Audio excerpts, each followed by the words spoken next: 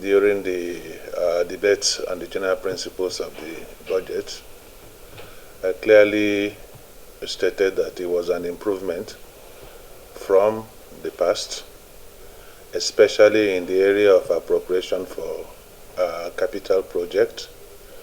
But when you look at the debt servicing and the recurrent segment, you find out that we still have a lot of work to do, because I am here to represent our people, our suffering people of Abia Central Senatorial District. And what matters to them is what gets to them in terms of the funding that will take care of mostly projects, capacity building in the area of youths, and other deliverables that can come to them to better their lives. So looking at Abia Central, I talked about projects that had been awarded long time ago, but because of poor funding through appropriation, those budgets have not really done well. Some of them just got inadequate mobilization, and they stopped there. And apart from being a legislator, I'm also a major stakeholder in my senatorial districts. And we are faced with the challenges of defending or doing whatever that is necessary to appease our people. I also know that it's not only the federal government, the states also have responsibility towards providing goodies for our people. But for as long as I'm here representing them, they will continue to take me to task in terms of what comes to them.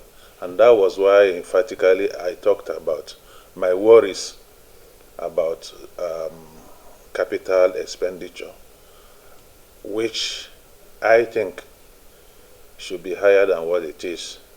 And also the worries about debt servicing. The figure allotted to debt servicing, for me, is still on the high side. The figures should be tweaked, if possible, in favor of capital expenditure that dwells extensively on how to carry the youths of our senatorial district along, because we've been able to, well, it's a common knowledge that the youths have difficulties finding their feet.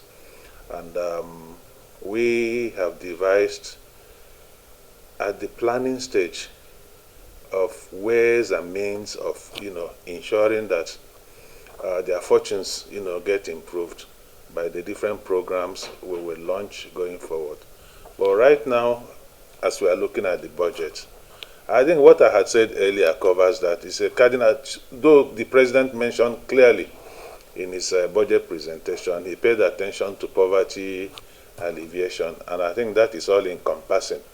The youth segment is also going to profit from that. So it's for us, like I said earlier, to do due diligence to make sure that that sector is taken care of, is carried along. It's a major, major issue. As the future of the country. That is the future. He was very emphatic on that. We talked about the children also, who are the future leaders. Due attention will be paid for that. Any legislator that does not think about how to improve the teeming, jobless youths, very educated, most of them very educated, well, certainly has a problem. So in our deliberations, in our discussions, in the course of our carrying out our legislative duties, I think due attention should be paid on how to initiate programs that will elevate the fortunes of the youth. And that basically, that's one of the major reasons why we are here. It's too early now for me because it's still work in progress. We are studying the documents, we are asking questions, we are asking the relevant agencies to come and defend what they have presented. And also, it may interest you to know that we're also taking a holistic view of the performance of the last budget. Yes, we are doing that. In fact, that was part of what we were doing before I came out to attend to you. And there was also a supplementary budget that you passed recently. Everything will be. Okay, you're going to take a look at everything. Absolutely, absolutely. It's part of our function to ask questions on how the performance of the previous budget before you get into the new one.